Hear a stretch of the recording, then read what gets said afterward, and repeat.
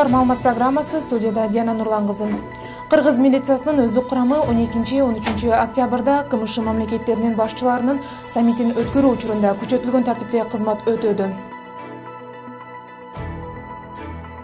Россия Федерациясынын президенти Владимир Путиндин Кыргыз Республикасына болгон расмий сапарынын жана 13 октябрда Бишкек шаарында өтүп жаткан көз карандысыз мамлекеттердин шериктештигинин башчыларынын кеңешинин жыйынын өткөрүү учурунда күчөтүлгөн тартипте кызматын өтөп, коомдук тартипти жогорку деңгээлде камсыздашууда. Бай тажрыйбасы бар Кыргыз милициясы КМШ мамлекеттеринин саммитин өткөрүүгө арналган мамлекеттик маанилүү иш-чараларды өткөрүүдө, коомдук тартипти камсыздоо иш-чараларын жогорку деңгээлде ийгиликтүү жүзөгө ашыруу иш-чараларын көрүүдө.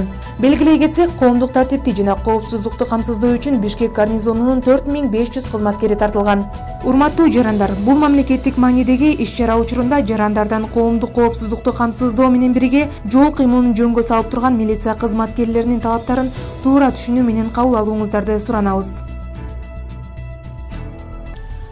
2022 жылдын август айында 7 апрель менен Медерев көчөлөрүнүн кесилишинде жайгашкан Роснефть май куючу жайынан жанына белгисиз адамдар унаанын ээсине күч колдонуп, анын Mercedes-Benz G400 үлгүсүндөгү унаасын тартып алышкан.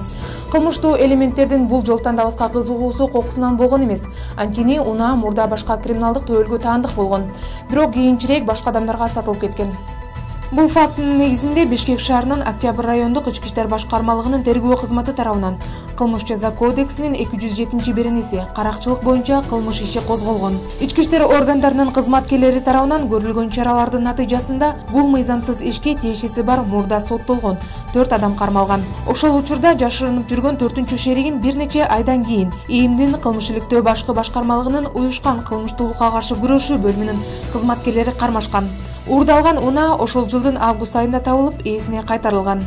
Жакында 2023 жылдын 8 октябрында Кыргыз Республикасынын ИИМдин кылмыш иликтөө башкы башкармалыгынын кызматкерлери тарабынан ыкчам иш-чаралар жүргүзүлүп, анын натыйжасында издөөдө жүргөн Жалал Абад облусунун Токтогул районунун тургуну 1995 жылы туулган Ж. уулу Н. Бишкек шаарынын Шопоков көчөсүндөгү кафелердин биринен кармалды. Кармалган жаран мурда бир нече жолу оор кылмыштар үчүн соттолгон.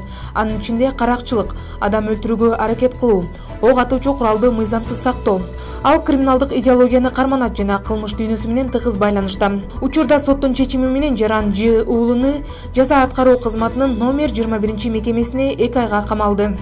Ички иштер министрлигинин кылмыш иликтөө башкы башкармалыгы адам мурдоо жана опузалап акча талап кылуу боюнча кылмыштын бетин ачты. Кылмышка шектүүлөр кармалды. 2023 жылдын 9 октябрында Ички иштер министрлигине жарандардан эркине каршы тууганын урдап, белгисиз жерде кармап жаткандарга карата чара көрүү өтүнүчү менен билдирүү түшкөн. Бул фактынын негизинде Кылмыш жаза кодексинин 165 беренесинин 2 бөлүгү боюнча кылмыш иши козголгон. Жогорудагылардын негизинде ИИМдин кылмыш иликтөө башкы башкармалыгынын кызматкерлери тарабынан ИИМдин атайын багыттагы полкунун атайын операциялар отрядынын күчтөрүнүн жардамы менен ыкчам иш-чаралар жүргүзүлдү. Бишкек шаарынын аймагында оор кылмышка шектүү катары 3 адам кармалды. Алынган маалыматтар боюнча уурдалган 23 жана 30 жаштагы жарандарды мейманканалардын биринин аймагында 6 күн мыйзамсыз кармап турушкан. Шектүүлөр алардан $160,000 ашык акчаны талап кылышкан. Учурда 3 шектүү тең кармал Бишкек шаардык ички иштер башкы башкармалыгынын убактылуу кармоочу жайына киргизилди. Бул факты боюнча иликтөө иштери жүрүп жатат. 2023 жылдын 11 октябрында ИИМдин күзөт кызматынын башчысы милициянын полковниги Каныбек Абдрахмановдун жетекчилигинде күзөт кызматынын 9 ай аралыгындагы ишмердүүлүгүнүн жыйынтыгын чыгаруу боюнча ыкчам кеңешме өткөрдү. Ыкчам кеңешмеге күзөт кызматынын башчысынын орун басары, борбордук аппараттын башкармалыктарынын жана бөлүмдөрүнүн башчылары, ведомстволук милиция полкунун командири, түштүк башкармалыгынын башчысы жана түзүм бөлүмдөрүнүн башчылары катышты.